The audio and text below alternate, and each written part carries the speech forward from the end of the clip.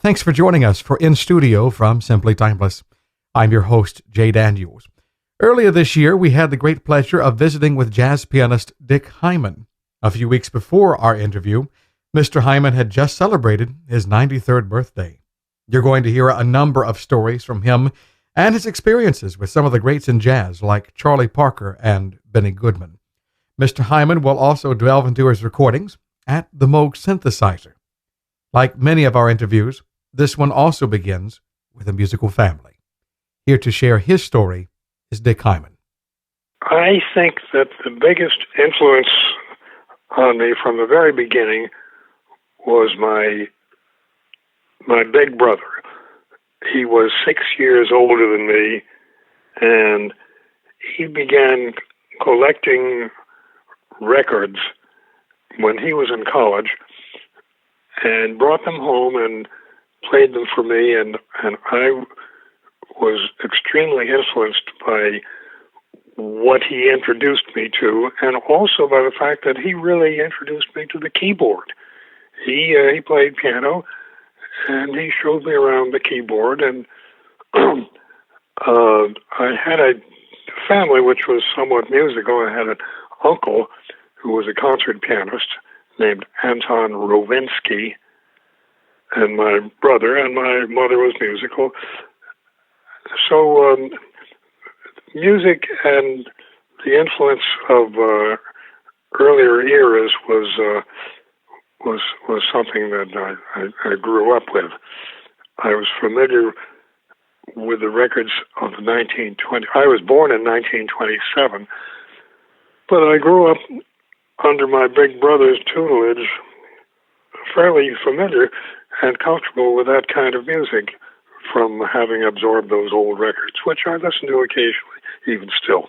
Who were some of the artists that you heard from those records from your brother? Well, Art Tatum, Louis Armstrong, Bix Beiderbecke, and all of their friends and associates. That covers pretty much everything that was going on. For those who are not familiar with the technology of presenting music back in those days, these were not what you would call vinyl records. These were 78 RPM shellac records, just one song on each side that was being presented. There was a record I had when I was younger, and you've made a recording of this, and you've studied this music quite a bit from the early portion of the 20th century. There was a pianist named Zez Confrey. One of my favorite recordings of his is Kitten on the Keys, and you've recorded that along with a number of other recordings from that era too. Well, Zez Confrey was an exponent of what became known as novelty piano. It was a sort of a ragtime influenced, showy kind of playing and composing, and exacting in its way. You had to play it in time. You had to get everything right in place. And if you did, the results were very, how shall I say, attractive and a little unsettling, and in the terms of those days, jazzy. We wouldn't think of it as much jazz now. Novelty piano was a thing of its own, really. And its exponent was always Zez Confrey. And that is just one of several recordings. There was a collection you recorded several years ago for Arbors, and I know that we could have an entirely independent interview on just, your thoughts on the history of music, but I want to kind of look at the connection between jazz and its impact upon your life, and I want to go back to when you were first hearing this music, in your early teen years, in your formative years. What was it that really connected most with you about these jazz sounds? And, keeping in mind that the big band era really would not, it was just in its infant years, I think, as far as what you would call swing music. So what was it about these early jazz sounds that connected with you the most? Well, I learned to personify, if you pardon the word, the playing of Armstrong and Bix Beiderbecke. I understood what they were doing, and they became friends in a way. I just resonated to hear those old records and to hear them many times, thousands of times really, and just began to understand the world that they lived in and what it was all about. Musically speaking, I want to kind of come at this with two different angles. You talk about personification, hearing them, their personalities. Yeah. In a musical sense, both theoretically and aesthetically, what was it within the musicianship of these performers that you were hearing? You know, what sort of musical elements really stood out for you? I should add a third person to that group. I would say add Benny Goodman. It was their perfect mastery of their respective instruments and their creativity on the spot, and how they interacted with other players, how they connected with whatever the other players were doing with them, and how they used it as a challenge to themselves to interact with them. And that, without getting too complex, that's about what I would say in response. And as you were beginning to immerse yourself more and more in this music, you had quite a bit of classical training. In fact, that's remained a cornerstone of your work. Did you have professional ambitions during this period that you were wanting to go into music full time, or was there another career path that you considered at this point? No, there was never any other career, and I don't know that it ever occurred to me. That just seemed the way to go. It was the most promising and the easiest of all the challenges that might have emerged. I went to Columbia University in New York, and I managed to get involved in all of the undergraduate musical activities on the campus that were possible.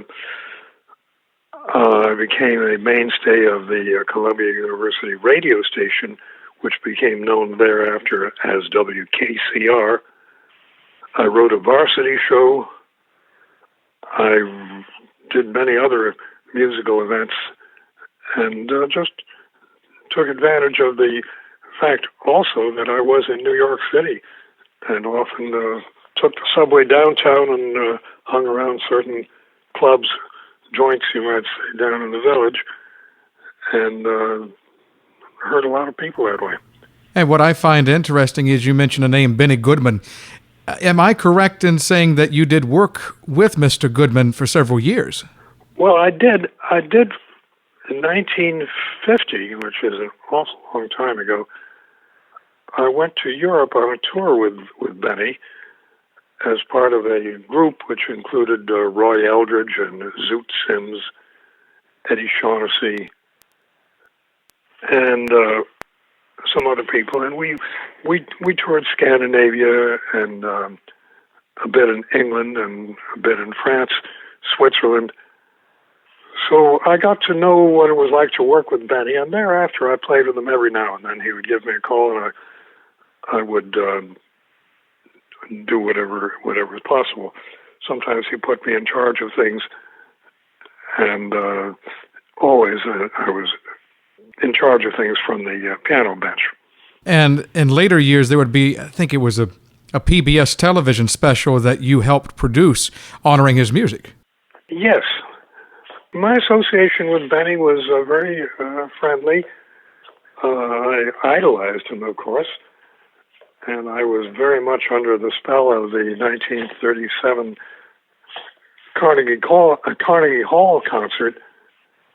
Later on, many years later on, as years passed, I was called on to edit that a little bit. That is, to restore the omitted editing that had taken place on that recording.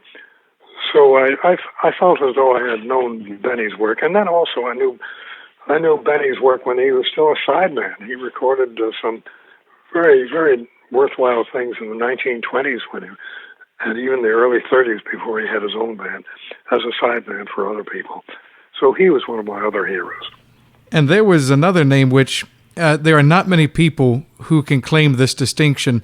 There was a story I came across. It was one of the few video recordings, if not the only one, that was made with Charlie Parker, and you got to actually work with him on that project as well. Well, yes, that was unexpected happening, and it took place because I was involved in a television program nightly called Date on Broadway. And the various singers and actors and actresses would be guests on the show. I had a little trio. In fact, I think it was just a duo, just myself and a bass player, and we would accompany those people. Well, one night the assignment turned very much more interesting, and Charlie Parker and Dizzy Gillespie, who were being given an award and introduced by Leonard Feather, the writer, whom I got to know a lot better after that and worked with.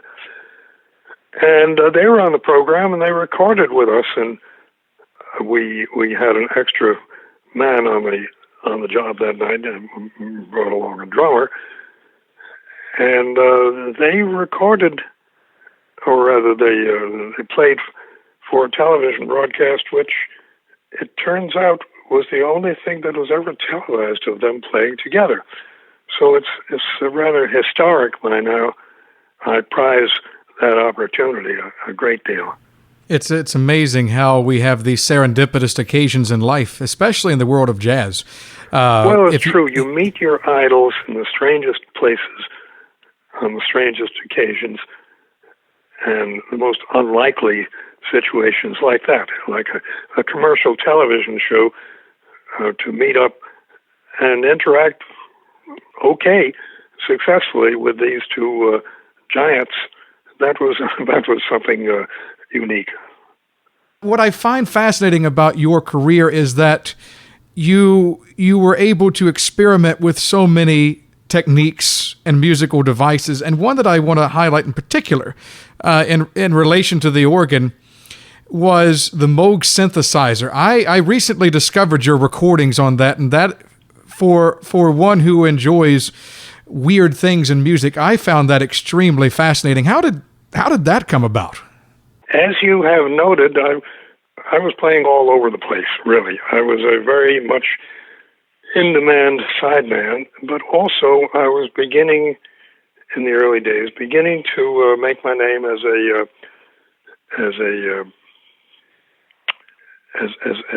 recognizable so-called star on record labels of that time, particularly MGM records.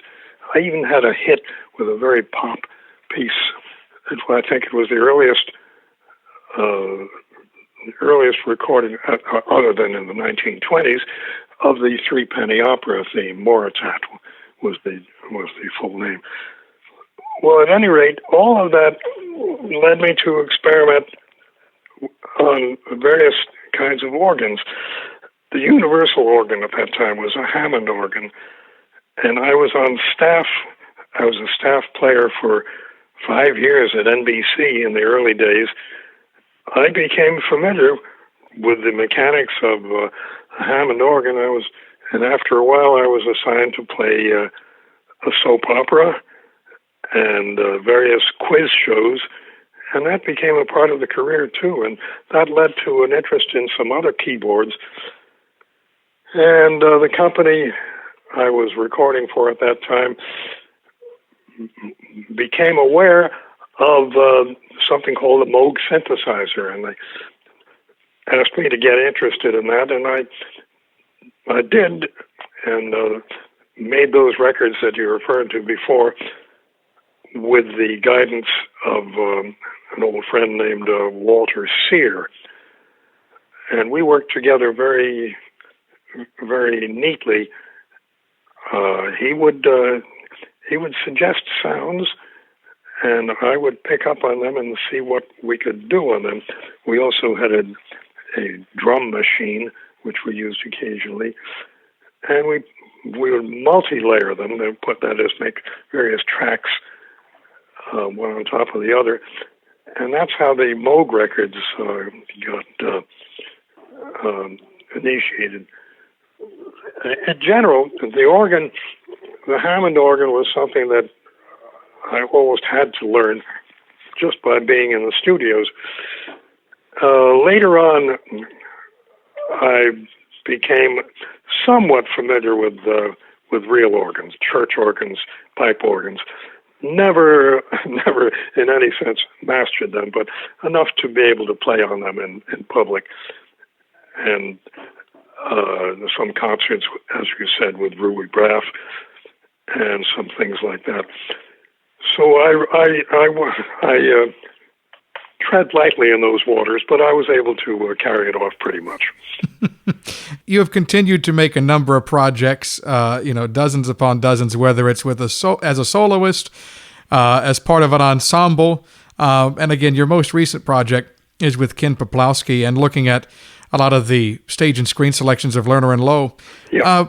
And I want to, and I realize these are broad topics, and we could spend individual sessions highlighting these, but you have a very unique perspective in that you came up in the early days of the swing era, and now here we are in 2020, and you've steadily been performing and recording, and in fact, just before everything shut down, I think you were supposed to headline a jazz series down in Florida near where you live. Well, there were various engagements, but, and I'm not exaggerating, everyone I know who's a musician and every gig that I know has been canceled. It's really been a harrowing situation for many people. Everything's been canceled until the fall, and I hope it opens up then. But things are, as Duke Ellington said, things are not what they used to be, and we have to adjust to it somehow. In looking back over many of the adjustments and transitions, if we can summarize it, you've had to adapt your style, you've experimented, you've tried new things, but looking at jazz through your own personal lens, jazz specifically, is there a way that you would be able to describe the changes and the ebb and flow over the past few decades? Oh, gee, I don't know if I could summarize that. Jazz, as always, was influenced by the pop music, and jazz was a sort of a commentary of the pop music. And jazz players have always taken the pop music of whatever day it was they were involved in and done magical things with it. Brought it to new levels of expressivity and complexity. And sociologically, I think jazz has been a very, very American thing. And the nature of the music is very much, if you get very deep into it culturally, it's very much American. It's a very cooperative, it's a very freewheeling, it's creative in a collective way very often. Everybody listens to each other, everybody is given equal rank, and the result is something unprecedented. And I think it expresses the nature of the country, of the culture. I was reading on your own family's history.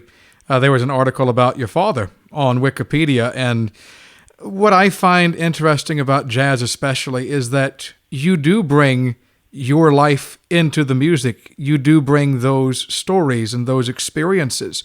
Even though it may not be overly obvious sometimes, I think they do have an effect. At least they do for me. And with those sentiments in mind that you just described, how would you describe your own musical evolution, over these decades? Oh, goodness. It's very, very hard to sum it up. Sure. I'm an old guy now. And that's the first thing that you better get straight when you live past 90, and I'm now 93. There is a certain perspective you get when you get to be this old, and you look back on the years, and I guess I have reached the point where I can put it all together. But I can't say that I saw it coming. I can't Sure. say that I envisioned every aspect of it. Why do you feel, even at age 93, that it's so important that you continue to share this music with others, whether it's through historical lectures or through performances? Why do you feel that you must continue sharing this music? Well, I'm a musician. A musician is to be making music. That's what we do. I play and I compose. These days I've been mostly composing. That's what you do. And I wouldn't care to do anything else, but it gets interesting. At this point, I can look back at a whole lot of history that's gone by, and I try to put it together, and the perspective of thinking about how it was back when I graduated college and how it is today is very interesting, to use the least flamboyant adjective I can find. Anyhow, I just keep trying. I just keep doing it because that's what I do. You know, we think about the songs that you enjoy performing the most, the standards, the songbook features. What is it that you believe keeps those songs relevant, even some 70, 80 years or more after they've been composed and, first popularized? Well, what keeps them relevant? They're well constructed. They're our folk music by now. Songs by Gershwin, by Rogers, Cole Porter. Songs from the 20s and 30s, they've become American, and because of being American, they become world kind of folk music, and they lend themselves perfectly to variations, and in our case as jazz players, and improvisations on them. They are the framework that we put all our efforts on. We use those as the web on which we do all of our artistry. They hold everything together, the songs, the repertoire. I like to think about these songs as, each time I'm presented with one, and I'm not a composer, I'm terrible at improvisation. But these are songs that almost, every time that I look at them, it's almost as though you're given a canvas. You're given the tools, you're given a framework, and then it's up to the artist on how they will bring their own voice into this music. And I how did someone describe it to me one time? I was talking to someone, and they said, with a lot of pop songs from the 1960s forward, if an artist were to perform them, they are simply covers. And yet, I don't know that I would use that same terminology, though, with a lot of these standards. It's like, oh, you're covering a Rodgers and Hart song. I don't know. Maybe a better word is interpretation for that sort of... Look, yeah. I have in front of me a book of such songs, and there are songs like April in Paris. It's Vernon Duke. Wonderful song. And pretty sophisticated harmonies, lyrics, of course, and that's a different matter. But we're not talking about lyrics right now. But the chords lend themselves. You don't have to do exactly the way they were written. In fact, you'd better not. Sometimes there have been noted improvements from the ways that the songs were initially published. A song like April Showers, for goodness sake, that's 1921. Buddy DeSilva and music by Louis Silvers. Well, it's a song that's gone through countless points of view. A pretty corny old song, and yet it works fine. You can do all sorts of things on it. You can use it as the means to get to all sorts of levels. You can use it secretly, or you can announce that you're playing, although people will perhaps scratch their heads and say, why would you want to play that old thing? point is, it works. It's a structure. It's not as sophisticated as Autumn in New York. Another song of that early era, even older, is Avalon, words by Al Jolson. Then there's something I call Begin the Beguine. It comes later, in 1935, and that is a song that if you play it straight, it is a very interesting construction. And if you don't play it straight, you better stay fairly close to the original structure, or else you'll annoy people who do know it. And all of these things are crafted for their time, and that's what we use. That is, people of my background, for our own improvisations. We use all these things as the framework. There was an artist who recently brought up the point to me. They said there does come a point to where you can do too much in the way of trying to revoice the harmonies to where the song is almost not recognizable. Yeah, you can do that, and in that case, you might as well be writing your own thing altogether and make all the changes you'd like. But if you use the original title, you better have some reference to the original piece. I've always felt.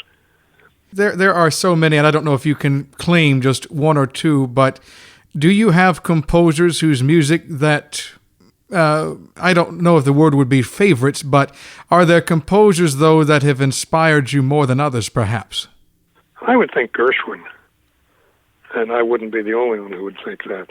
I just think his things are so well put together and embody so much imagination and skill